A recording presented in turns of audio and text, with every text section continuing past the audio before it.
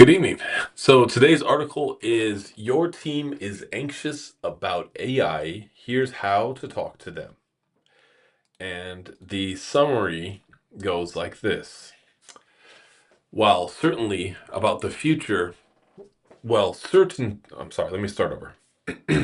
While certainty about the future cannot be promised, leaders can provide a framework for managing team anxiety surrounding AI transformation.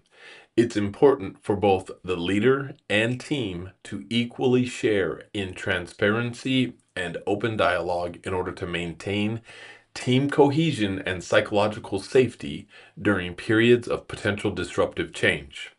Leaders must continuously make space for reflection, recognizing that AI anxiety cannot be resolved in a single conversation. By embracing employees' fears, creating safe spaces for conversation, taking committed action, and repeating this process over and over. So that's the summary for the article that we are going to review this morning. And what I am seeing is that this article is talking a lot about AI anxiety, AI resistance among people. And it's the timing is perfect because what we are all experiencing right now is a push toward AI. Every big tech company in the country is currently pouring billions of dollars into their version of what AI will be in the future. And rightfully so. It has amazing potential, but so far, nothing has actually come about that shows it's definitely going to have a positive impact on our economy or on our jobs. So that's why there's still a lot of hesitation. And this quote from the article that I really like says, "You can promise clarity, transparency, and an open dialogue about the impact of change." And that is from the perspective of a leader to everyone else. That's what you can bring as a leader to the conversation. Because what we can't do as leaders is we can't say, yes, you are going to have a job in 10 years. No, AI is not going to impact you. We can't say that because, for one thing, we don't know. Our jobs are at risk with AI. But what we can do is be transparent and, what does it say? Promise clarity, transparency, and an open dialogue. That's what we can do. That's what we can provide. That's what we can foster. That's what we can nurture and we can give space to. The first section that really dives into this topic is feel the fear and do it anyway. And this is great advice that I think applies across our entire lives and not just how we approach AI. But again, like I was just saying, there is no guarantee with AI. So feel the fear and do it anyways. When it comes to using new tools and new processes, things are happening fast. You feel a little bit shaky. You're not quite grounded. Feel that fear and then move forward anyways. And that's especially true for the leaders in your organization. The leaders are the model for how everyone else is supposed to treat AI and how they work, right? So if you as a leader can be vulnerable and even say something along the lines of, ChatGPT scares me with how incredible it is and what it's capable of. That resonates with people. They feel that. Why? Because maybe they haven't said anything out loud, but maybe that's what they're thinking inside too. Maybe they're a little bit afraid too. So that's okay. The next section says create a container and have good conversations. And this is the role of the leader in this situation. I've been on so many calls where the leader isn't actually creating the container. They are just opening up the topic for discussion, like that's going to lead to some, good outcome. And sometimes it does. If you're working with good people, everyone's going to put their best ideas forward. They want to be seen in the best light, and they're going to act accordingly. But it's up to the leader to really, create the rules around the discussion and, keep everyone inside that container. Let them know, hey, this is a safe place for us to discuss ideas, for us to, come up with new plans, new ways of working, share what works for you, share what you've learned, share what you're afraid of, so that maybe someone else is a little bit more confident and ahead, and they're not afraid, and they'll explain to you why they're not afraid. But that can only happen inside that container of safety that the leader, you, have created. And next up, we have frame the work. And I'm just going to read this first paragraph here. It says, you can set an intention for the conversation, such as, we are implementing big changes with AI. This can bring up complicated emotions. I certainly have them. I think that if we're honest about the feelings AI brings up for us, we'll be stronger as a team. That's a sharp that's a sharp scenario of a conversation that you could deliver to your team. And number two says, establish some rules of play for the conversation. So this section here is just talking about how you go about creating that container. And then number three is, be honest about your own feelings about AI, including the anxious ones.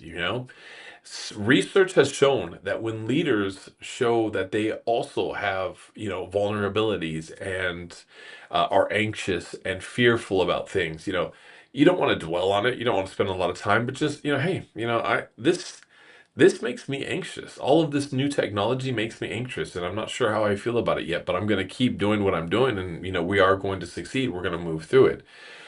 That coming from a leader shows that it expresses emotional intelligence that employees are going to pick up on. They're going to model that emotional intelligence, and they're going to display it. That's actually how you create culture in an organization. You lead from the top down, but that's the kind of culture that you want to bring, an emotionally present one.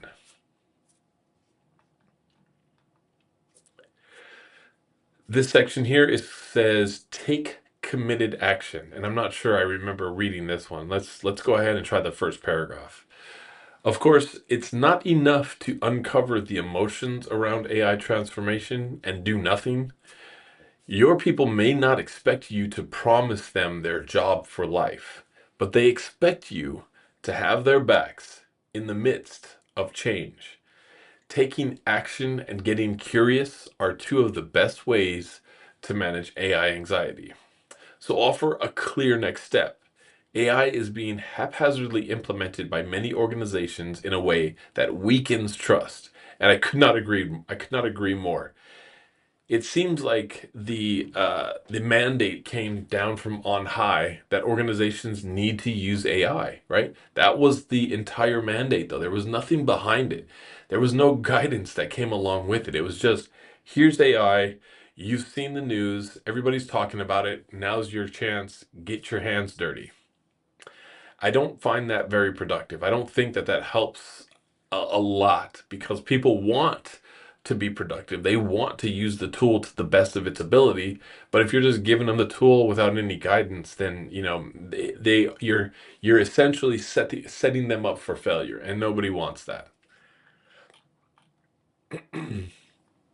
And here we are at this section. Continue to make space and repeat the process over and over. And that just goes back to, creating that conversation around AI, creating that container, uh, repeating that process of opening it up and giving people space to express themselves and give you feedback and give the team feedback, really. So that's everything in this article. And the main takeaway that I would like for you to have, is that we need to manage AI deployment. We can't just throw it at people and expect them to be AI engineers overnight. Something else that I didn't cover in the article, but that I remember reading, is that they they did it again. One of the things that I often say is that the best way to get AI culturally embedded into your organization is by having someone who is good with AI join your team and discuss it. Be that ambassador of AI on your team and in your organization. They're always talking about AI. They're always telling you about the new things that they've done or built or tried, what works and what doesn't work, and they're constantly churning at the edge of the technology and what it can do and what's possible. Those types of people in organizations are very valuable when it comes to, you know, executing on that mandate of getting AI involved and deployed in your organization and in use, right? In use in a way that's actually being productive and bringing value. Because again, like I was saying earlier, it's that even though we're all being mandated to use AI, what AI is actually doing, what revenue it generates, is still uncertain. So we're still finding it out. But what we do know is that you can type something into the prompt and you can get a page of notes that comes out. And depending on what your prompt was that went into it, that dictates how valuable that page of notes is that came out of it. And the page of notes is, 10 times as long as your prompt. That is productivity multiplier. So we know that AI is capable of being a productivity multiplier. Now, whether or not it actually, multiplies your productivity 10 times is still up for debate. And the latest research actually says that there's still only about a 6 or 7% increase in productivity for employees who use AI, who know what they're doing with AI, versus those who use AI who don't know what they're doing with AI. So there's still room for growth, but that growth is slim. But when you look at it at scale, even 5 to 6 to 7% increases in productivity are huge when you're looking at it at scale. So again, the takeaway is that we need to guide the deployment of our AI, you know, the way we allow AI to enter our organizations, and then we will have the best outcomes. And also keep in mind that creating that as a leader, we want you to create that container that makes it safe, psychologically safe, to discuss your thoughts on AI. Thank you so much.